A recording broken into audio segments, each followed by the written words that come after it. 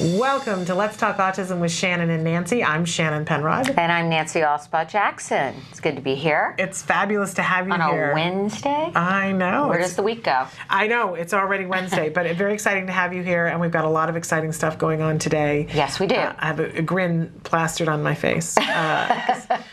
Well, I do, because I always get excited when people come and visit us, and also people who their intentions and their actions are aligned in a way that is really beneficial for all of us. I'm just very happy about that. Yes, we have a little surprise guest in the studio who's going to come out a bit later. Yes, and we're going to have some fun. That's our Let's Have Some Fun segment. Very exciting. So, but first we're going to do a little bit of in the news. Yes. As always, new studies, new developments, and trying to make sense of all trying to make sense of them, because for all you neuroscientists out there, I might botch some of these words. So, but I think that almost all of us are in the same boat. We're parents who didn't go to school for neuroscience, and we're trying to understand what these things mean. And we know a lot more about the brain than we probably want to at this point in our lives. So thank you. This is even the place where they did the study. Professors at the Biozentrum University of Basel have identified a specific dysfunction in neuronal circuits that is caused by autism. And the study showed that autism can be triggered by a mutation in over 300 genes, including a specific gene of interest called neuroligin 3. Now, what is really important about this is because they were able to reverse this. And you could see that the normal level of behavioral issues in the mice reappeared. Okay, normal behavior, the autistic-like behavior disappeared. They said once the production of neuroligin 3 was reactivated, the overproduction of the glutamate receptors was reduced to its normal level. Okay. So it has to do with neuronal circuits in the brain, levels of glutamate, and the exciting news in this study is that it appeared to be reversible.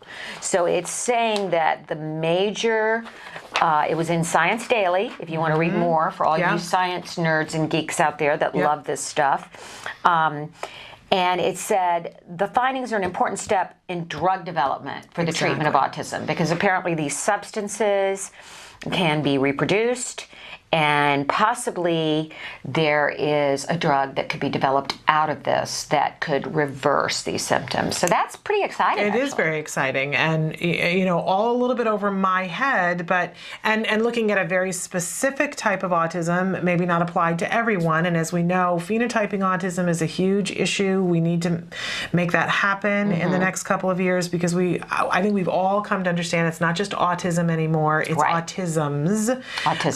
That there's different kinds, but as research gets done, we're learning more, we're getting closer to being able to understand, because in our lifetime, my hope is that if a child is going to be diagnosed with autism, it can be done really early, which we're going to talk about how early in this next study. I want you to know there's an interesting statement here in the release on this, which was in Science Daily. Vision for the future, medication for autism. Autism currently cannot be cured. In Science Daily, they say this. At present, only symptoms of the disorder can be alleviated through behavior therapy and other treatment. Now, obviously, a lot of people would argue with that. Now, cure is a word we're very careful about not throwing around. But recovered, you and I have both seen many children who have been recovered. But I think recovered is different than cured. Yes. I do think that those words are entirely different. I know the connotations for both of them, we can all get bogged down in it, but I think a lot of people assume that when somebody says recovered that they're talking cured, and I do think it's different.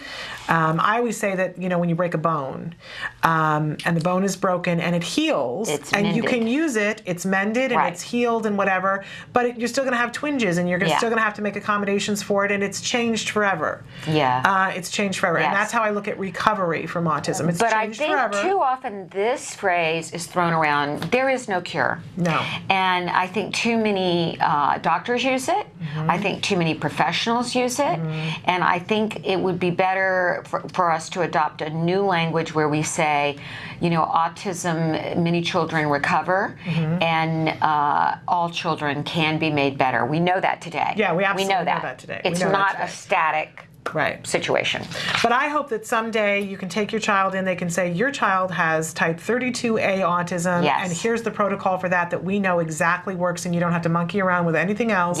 It takes 35 hours of ABA, and it takes this medicine and this, and your prognosis will be, and that happens on the first day. And that's what phenotyping autism can do, and all of these things will help us along the way. But of course, until we get there, early diagnosis is the key right now. And there's another study that came out that said that genetic tests can now predict a risk for autism. So that if you have a family that you've had autism in your family and you're concerned and you have your child, we're not talking about in utero with this one, that there is a test that will measure genetic markers to see if you are at risk for, if your child is at risk for an autism spectrum diagnosis. There's a sliding scale, so it's not going to be definitive of, oh, this child will have autism, or, you know, I mean, like everything else, it's a sliding scale that will show you a score, which hopefully then if you get a higher score, it will make you mindful of making sure that your child is screened on a regular basis. The difficult part is that it's looking for genetic markers to see for the genetic types of autism, when we know that isn't necessarily the case with everyone. So what we do want to say is cautionary, if this is something that you're interested in now or in the future, that even if your child comes back with no markers, it doesn't mean your child doesn't need to be screened. That's right. But it could present a thing for you to say, okay, this child in particular, maybe we should start as soon as possible. And another study that is very similar in terms of it's I